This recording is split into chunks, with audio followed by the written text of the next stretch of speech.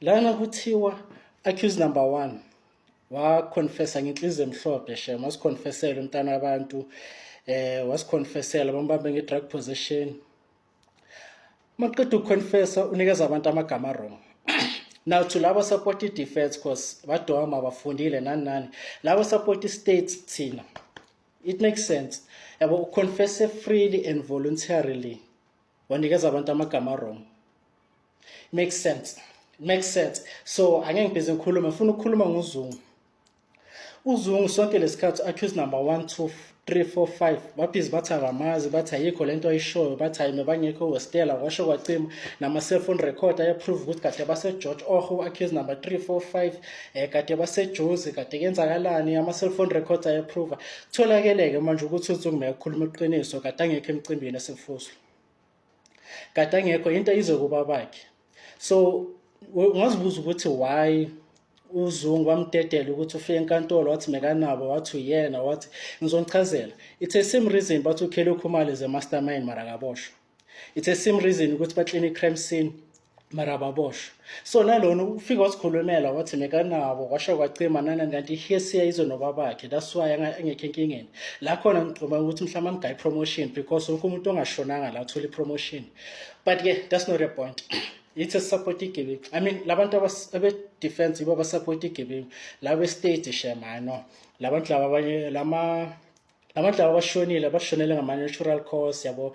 La njengalo mama lo selaphi Chrisani, I think drive, I think usifeyintela akekho umuntu omdubulile. Yabo no Brigadier Ndlovu, abo doctor, abo banibani, but no, abantu abasupport i-defense abasupport igiving because laba ayi-5 bayobulala, bayaterrorize, mele sibajaje ngehistory yangithola. Now sesikhulumile kaZungu ukuthi it was a hearsay, bayikhulumile enkantolo wangaboshwanga mhlawumbe uthole promotion. So let's move on, let's talk about uGininda. According to the exhibit, ayikho. Ayikho means, okay, as in thingani usteal isikhathi, but ayikho. uGininda ne just like us abe-state nalabo abe-defense uhlanganisa ngento eyi-1 ukuthi kahle kahle uyenzeni uGininda. Iyokuphela nje into yenza ukuthi i-state ne-defense ihlangane ukuthi uGininda kahle kahle uyenzeni, because mina njengoba ngingafundile ngibona usummarize nje ama-statements wabanye abantu banobaloyi ukuthi host did this, uStain did this, uMukhona did this, ubanibani. It's so ironic because bonke labantu laba ababalayo now they say the same thing, ask Gininda. No, it was Gininda. So khona uGininda akasasho ukuthi I did this and this and this and that and that and that. But uJudge Ratha ngoba ufair ku-rights, testify without ama-original ku-right, testify ama-205 awekho nani ku-right. And then what did they do? Bayenze i-testimony ama-cellphone record khona uPinki nani zange bayikhuluma accused number 1 afonela uZungu because it was bayijithile yabo. And then what happened, bayisevela for uGininda ukuthi ufonelani no accused number 1 noZungu bafonelana nani but abafonelana the same year.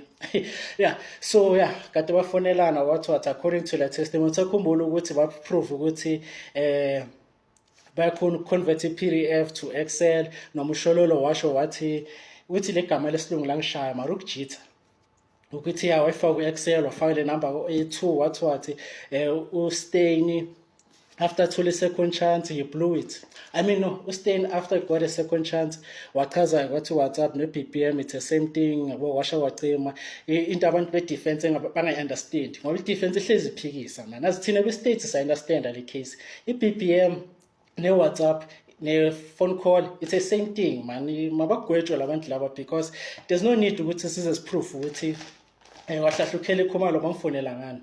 There's no need to even prove. It's like njengoba ulonge kuthiwa udutsholiwe.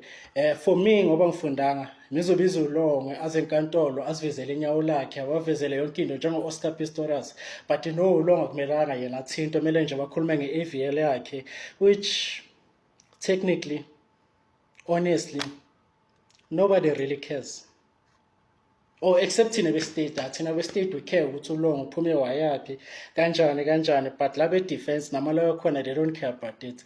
But ke bayabuya ke Thursday so yokhuluma i-defense ke manje singiqedile kabaloyi so ngene i-defense ke manje sobona-ke ukuthi i-defense uma ihluleka iyohluleka kanjani because Kininda got this case. So that's into ozos-expect. Number one, objections from kubaloyi. Objections. Number two, objections from Urata. Because this is a fair trial. Kininda, tell us what did you do? We like to object. If you can look at the SPD4 line number 3444, you can see that it says bidder's declaration is the bidder of any of its directors, trustees, shareholders, members, the nominee.